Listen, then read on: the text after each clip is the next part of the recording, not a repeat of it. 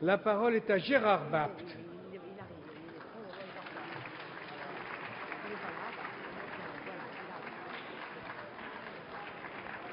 Merci, Monsieur le Président. Ma question s'adresse à Monsieur le ministre des Affaires étrangères.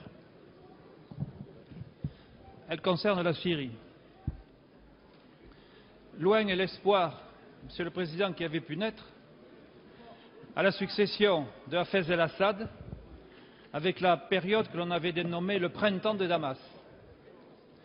Rapidement, ce printemps de la liberté a été bâillonné, puis lourde fut la déception après une longue période d'immobilisme au plan politique, alors qu'une loi d'exception, dite de sûreté de l'État, subsiste depuis 40 ans. Voilà l'horreur d'une répression qui amène un régime à emprisonner, à torturer, à faire tirer sur des populations civiles désarmées, y compris par ses chars et par ses hélicoptères. Alors, Monsieur le ministre, tous ceux qui ont connu l'hospitalité, la gentillesse et l'ouverture, y compris l'héritage francophone auprès du peuple syrien, aujourd'hui, Monsieur le ministre, où en sont les efforts de la France et de l'Union européenne pour que le Conseil de sécurité de l'ONU se prononce enfin sur cette situation? N'y aurait-il pas lieu que l'Union européenne accentue ses sanctions à l'encontre des responsables et que la Cour pénale internationale soit appelée à se saisir de ce drame? Et pensez-vous enfin que la Turquie, qui s'était rapprochée de la Syrie au cours des derniers mois, puisse jouer un rôle et prendre des initiatives pour que l'on sorte le peuple syrien de ce drame effroyable? Monsieur le ministre d'État, ministre des Affaires étrangères et européennes.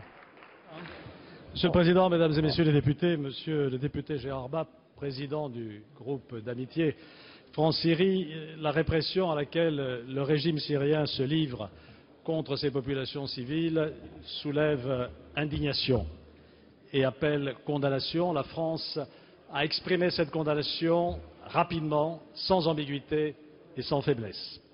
Aujourd'hui, les choses se dégradent de jour en jour. Des combats très violents ont eu lieu ces derniers jours à Jisr el-Chougour, mais beaucoup de réfugiés syriens franchissent aujourd'hui la frontière turque.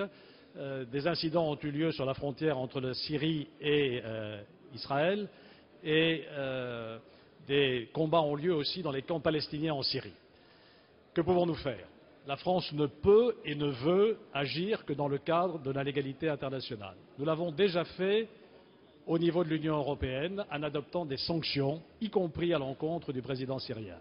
Au Conseil de sécurité, malgré tous les efforts que nous déployons avec les Britanniques, avec les Américains et avec d'autres, nous ne sommes pas encore arrivés à notre objectif. Tout simplement parce que la Chine et la Russie, pour des raisons de principe qui leur appartiennent, menacent d'utiliser leur veto. Nous ne prendrons le risque de mettre en voie un projet de résolution condamnant le régime syrien que si nous parvenons à une majorité suffisante. Nous avons aujourd'hui vraisemblablement 9 votes au Conseil de sécurité. Il nous reste à convaincre l'Afrique du Sud, l'Inde, le Brésil. Nous nous y employons jour après jour. Et je pense que si les choses bougeaient de ce côté-là, si nous pouvions avoir 11 votes, alors il faudrait que chacun prenne ses responsabilités. Nous mettrions ce projet de résolution aux voix et nous verrions si la Russie et la Chine persévèrent dans leur veto.